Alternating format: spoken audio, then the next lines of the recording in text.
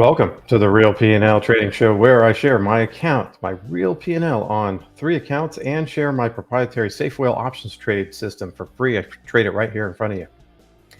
I'm pretty sure my audio is working okay, but you guys let me know if it is not.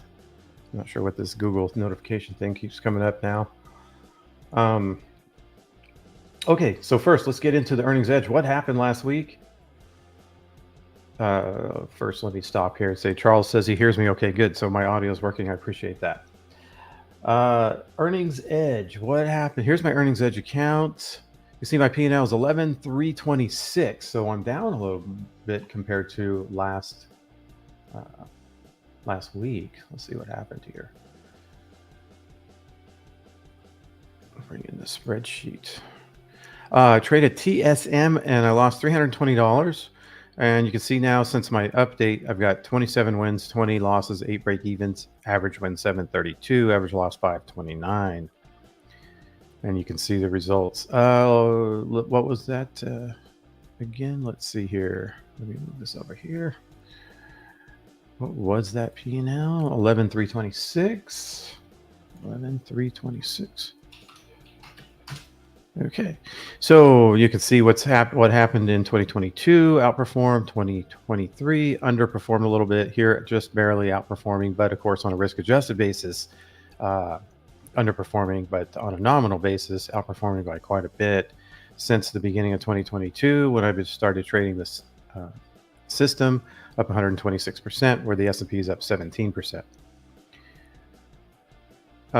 So that is the earnings edge. We'll see how this week goes. There's a lot of stocks coming into earnings, so there should be a lot to choose from. I'd be really surprised if there wasn't anything that fit through all the filters this week. So I'm pretty sure we'll be putting on a new trade. So I look forward to that. Let's go to the Premier Level 5. There's been some major changes with the Premier Level 5. Okay. And I'm going to make, and those changes are going to start today. So if you've been following me, it's no surprise that the PL5 has been underperforming lately. And after extensive research and analysis, I pinpoint the reasons behind the struggles in this current bull market. To address this, I've made a significant upgrade to the PL5 trade plan, and I'm now calling it the PL5 Pro because it's so different. And I'm taking a fresh start, and I'm exiting all positions to cash and launching the new trade plan today.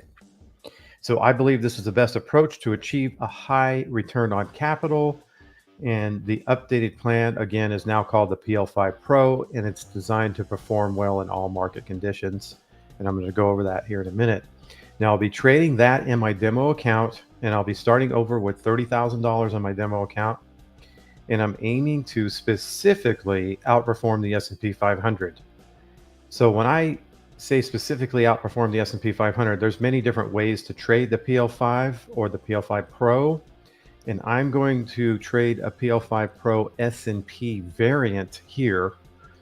But in my larger account, I have that $300,000 account. I'll be running the PL5 Pro alongside other strategies to achieve the best risk-adjusted returns rather than focus solely on outperforming the S&P 500. So I'll be trading the PL5 Pro in two different accounts. One account specifically designed to outperform the S&P 500, called the PL5 Pro S&P variant. And I'm not going to hide my past results. Okay, so if anyone asks about my past results, I'm going to show them this video that I'm creating right now.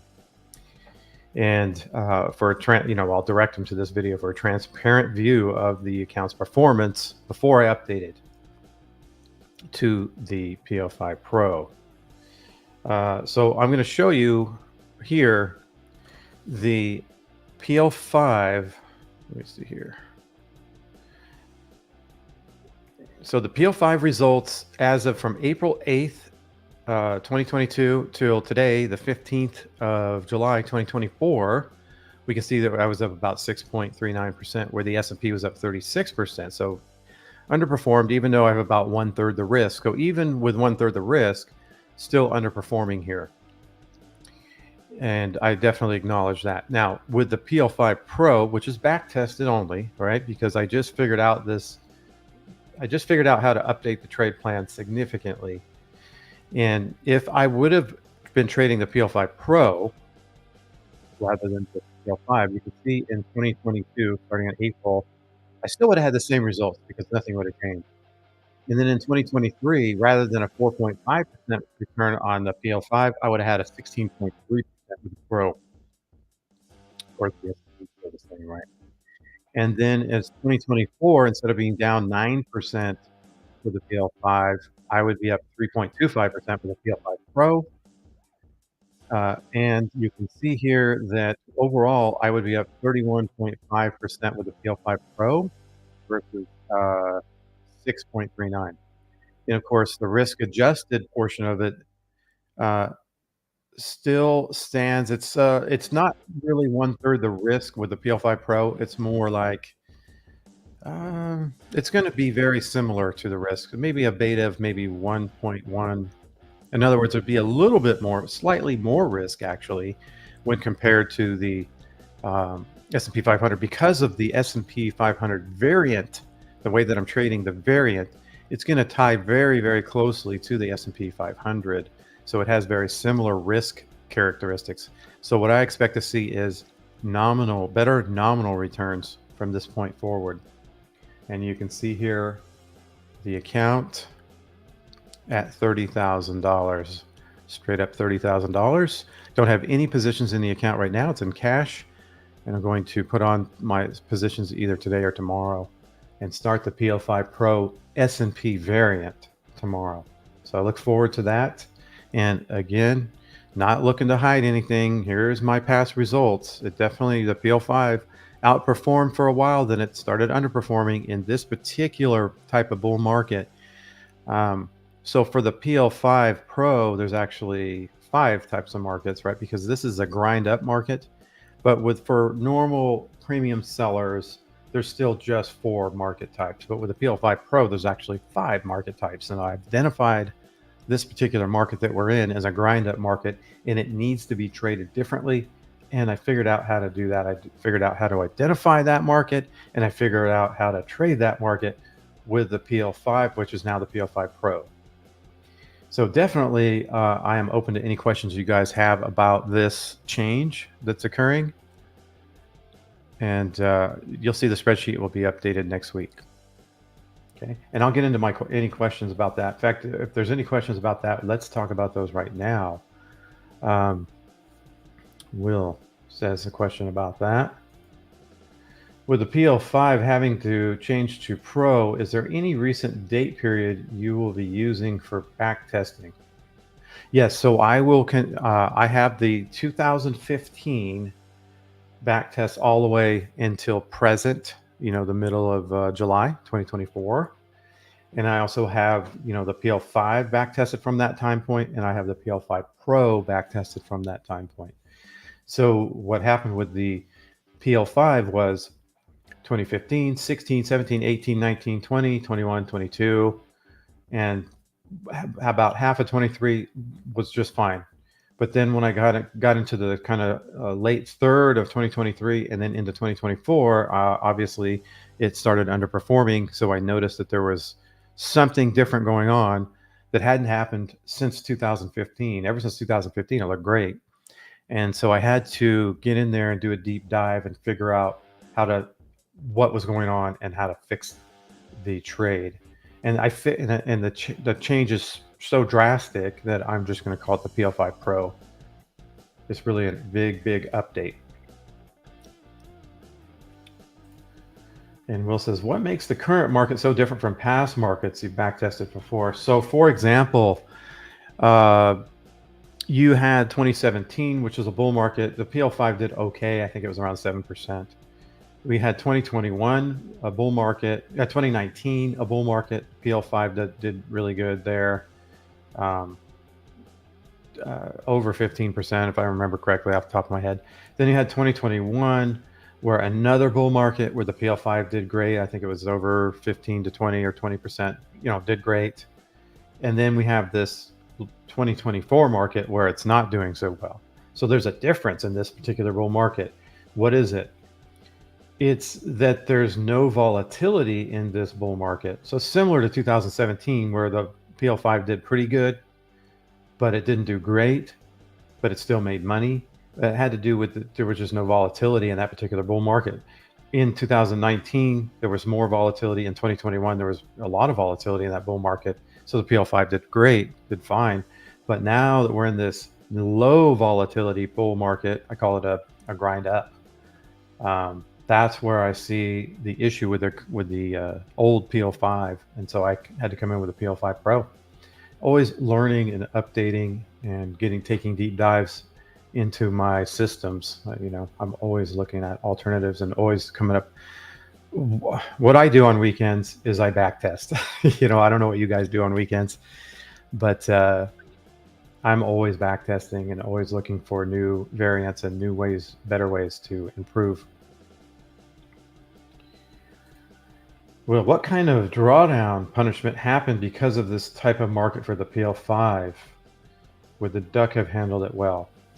Yes. So the PL5 you can see is down 9% here in 2024. So that tells you right there. I mean, 9% is not the end of the world, but for me, that's I don't like it. I want to make money in every environment, no matter what. I want to be up. I don't necessarily have to outperform the S&P everything, and when it's in a bull market, but I want to be making money in every market. And I wasn't making money with the PL5 in this market.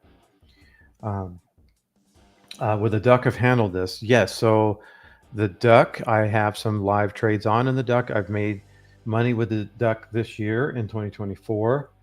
And I currently have a couple duck positions on. One's at break even, one's a little bit down. But I'm very confident that the duck is going to do great, just fine in this 2024 grind up. Duck is totally, completely different than the PL5. They are not similar almost in any way whatsoever. And they don't look at markets the same way. They don't treat markets the same way. That's a good question, though. Will, can we ask other questions or wait until you finish the PL5 Pro questions? Yeah, I'm just going to talk about the PL5 Pro questions right now. That way, when I create this video and show other people about the transition, they'll just, it's not going to be this long video. So I'm just going to go with PL5 Pro, and then I'll come back through all the other questions. Was the new PL5 Pro tested through previous bull markets? Yes. Did it make those periods times better, worse, or no impact on performance? Depends. If it was the ES, there was zero impact on performance. The filter that I used didn't filter out any trades until 2023 with the ES. With SPX, it filtered out 5 trades from the past, but those trades were basically at a break even. So it really had no effect.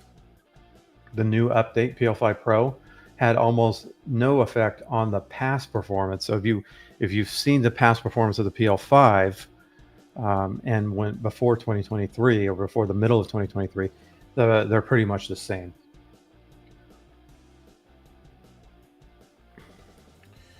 Well, even though the PL5 Pro handles this market well, did it hurt its performance on previous markets and backtests? Yeah, it is just stronger all around now.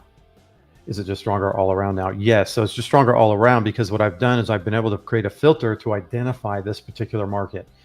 And so the filter filtered out this market and said, do something different in this market, but it didn't tell me to do anything different in the past markets where the PL5 was successful. So the PL5 Pro is actually the same as the PL5 in the past markets. And then when we hit this particular market, then it changes it. So it's a filter that I developed that identified this particular market for the PL5. Okay, I see other questions, but not regarding the PL5 Pro. So I'm going to move forward here.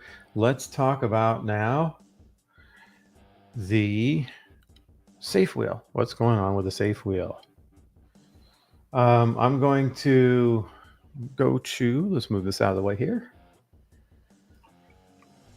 And let's look at, so this one right here, this is the, yeah.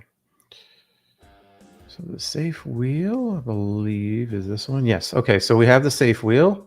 Let's talk about 6286. Let's go to the spreadsheet, put that in. 6286 62.86, 62.6. Okay, you can see the safe wheel is actually down this year. Okay, so let's look at the results. 2022 outperformed by 40%. 2023 underperformed. Again, we get half the drawdowns though, but better on risk adjusted, but even underperformed here and underperforming here. So it's underperformed for a while, but overall totals, the safe wheel's up 26% approximately versus 17%. Plus, I get about half the drawdown. So not only nominally outperforming, but also on a risk adjusted basis, vastly outperforming. Let's see what's going on with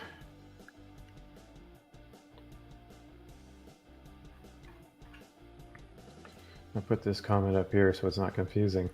All right, what's going on with the safe wheel?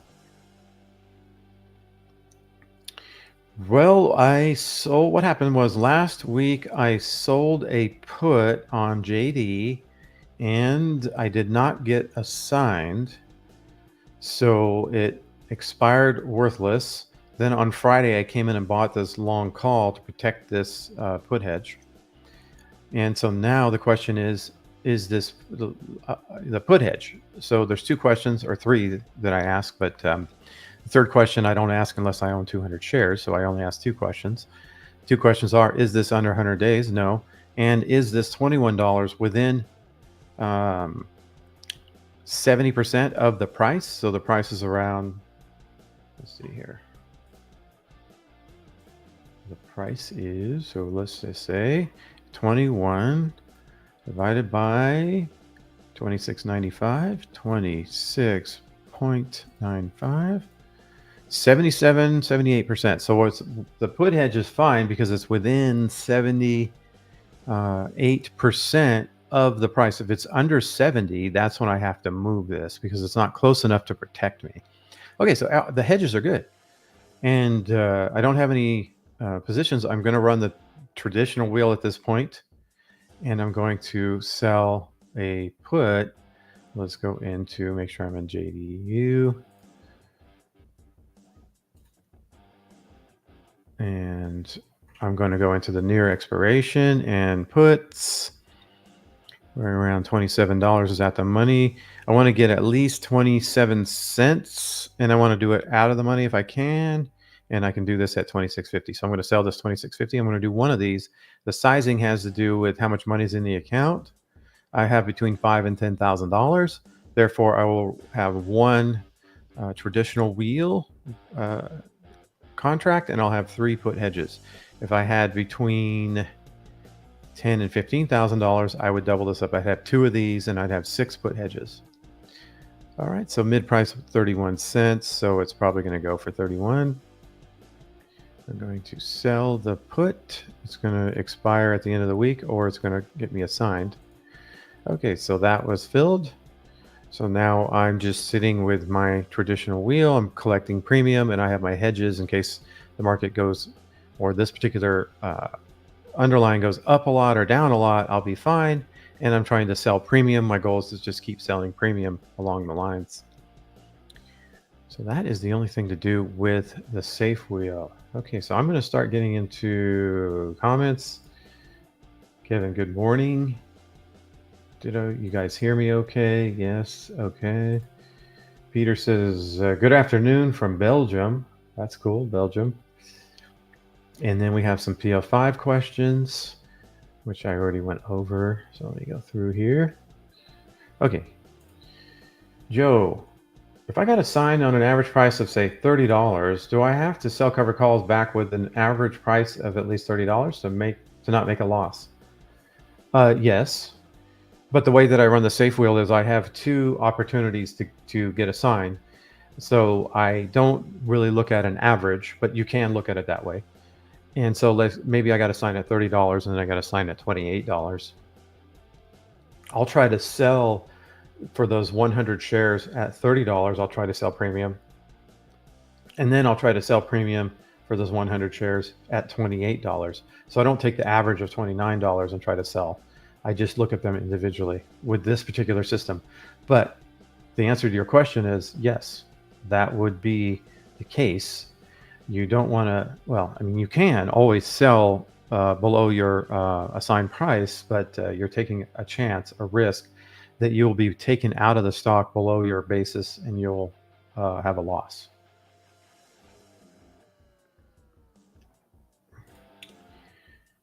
Jonos, I opened the same JD position, except I couldn't sell the put. It says the premium more than, so I sold it for 23 instead of $26. Nah, I mean, it's not that big of a deal. That's fine. It's $3. I just try to have black and white rules. That way, it's easy for people to follow. It's easy for people to understand. It's easy for me to trade it. But if you want to vary off of that, that's totally fine. Yeah.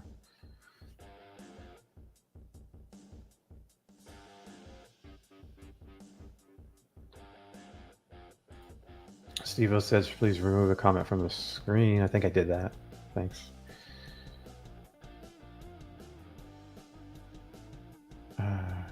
Yeah, can you remove the question from Will? Yes. It's blocking the screen. Oh, okay. Oh, okay. Hopefully you guys could see the screen okay when I put the other comment on there. Yeah, because I think he had a longer comment that was blocking the screen, but I put another one on there. So hopefully that worked out.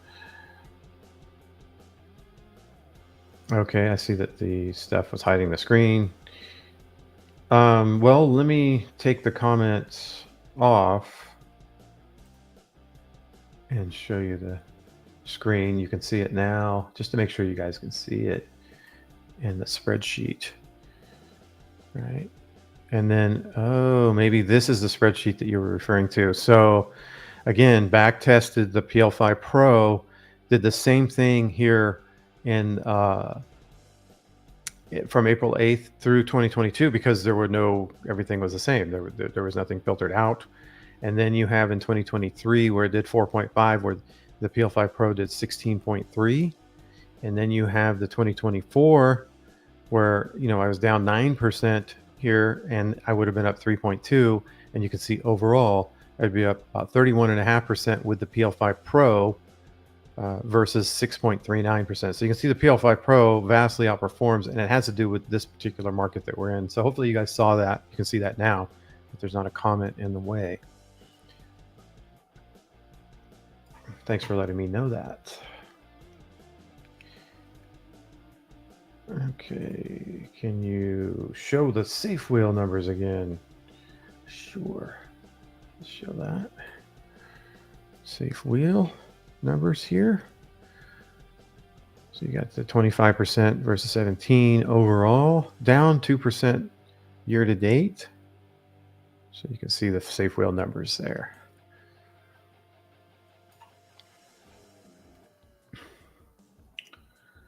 Okay, Joey, thanks. You're welcome. Will, have you heard of the duck curve, a graph having to do with energy consumption? Did it inspire the duck trade? I think I've heard of that curve, but no, the reason why I call the trade the duck is because it looks like a duck. It has like a head and a beak, and that's the reason why I called it that. Do you ever make up a market or try and theorize what's the worst market for systems, even if they're unlikely situation? Just try to poke holes and look for weaknesses. That's all I do. When I'm backtesting, I'm trying to kill the trade. I'm trying to find an environment in the past that would have killed that trade.